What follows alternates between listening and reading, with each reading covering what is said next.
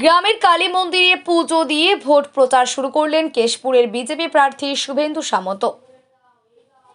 আসন্ন 2026 সালের বিধানসভা নির্বাচনকে সামনে রেখে প্রচারে ঝাঁপিয়ে পড়লেন কেশপুরের বিজেপি প্রার্থী শুভেন্দু সামন্ত।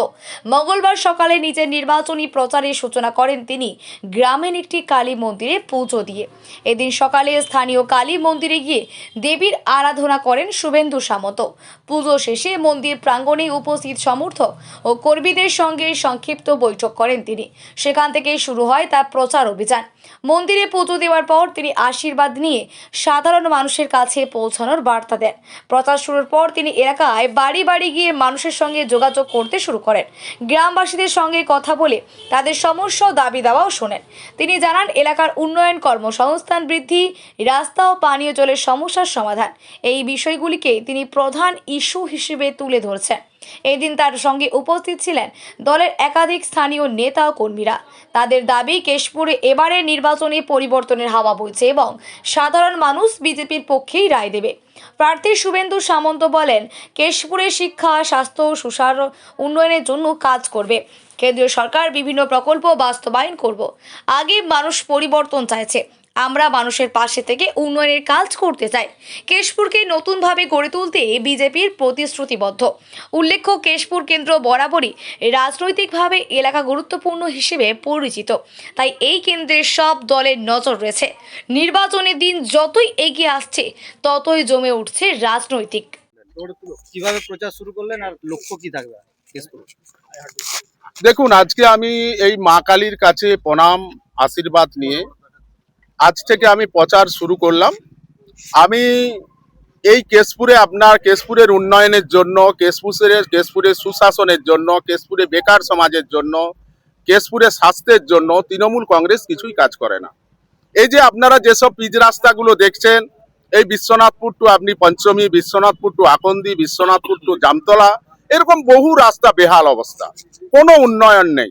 আমরা চাই ভারতীয় জনতা পার্টি নরেন্দ্র মোদীর নেতৃত্বে এখানে ডবল ইঞ্জিন সরকার হবে এবং এখানে আয়ুষ্মান প্রকল্প, বিভিন্ন যেসব কেন্দ্রীয় সরকারের প্রকল্প রয়েছে, সে বিশ্বকর্মা যোজনা থেকে সেখানে এগুলো মানুষের সুযোগ সুবিধা পাবে এবং কর্মসংস্থান পাবে।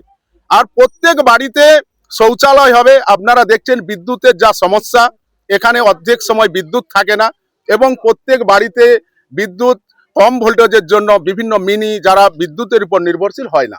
আমরা চাই এখানে নতুন করে সাবস্টেশন হবে, নতুন করে নতুন কেশপুর হবে এবং তার সঙ্গে নতুন পশ্চিমবঙ্গ তৈরি হবে নরেন্দ্র মোদীর হাত দিয়ে।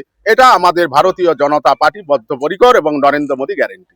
বিগত দিনে দেখা গেছে যে আপনাদের যে বিজেপির যে ক্যান্ডিডেট ছিলেন তার উপরে আক্রমণও হয়েছিল, গাড়ি ভাঙচুর হয়েছিল, তাকে এখান থেকে তাড়িয়ে দেওয়া হয়েছিল প্রচারে আসার পরে। তো সেই জায়গায় দাঁড়িয়ে এবারে আপনারা কতটা সুরক্ষিতভাবে প্রচার করতে পারবেন বলে মনে হচ্ছে? দেখুন, বর্তমানে তৃণমূল কংগ্রেস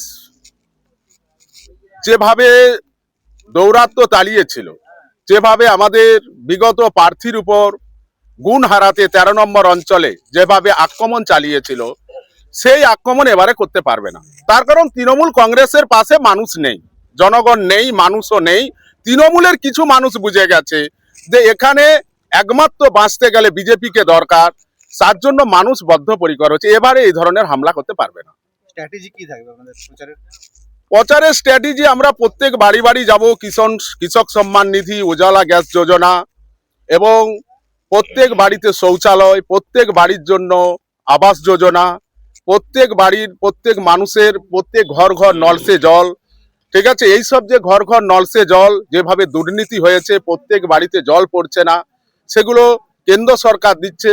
আমাদের যে সমস্ত প্রকল্প আমাদের, সেই প্রকল্পগুলো থেকে তৃণমূল কংগ্রেস সেখান থেকে কাটমানি খাচ্ছে, সেখানে কোনো ডেভেলপমেন্ট হচ্ছে না। আমরা এগুলো মানুষের কাছে বোঝাবো।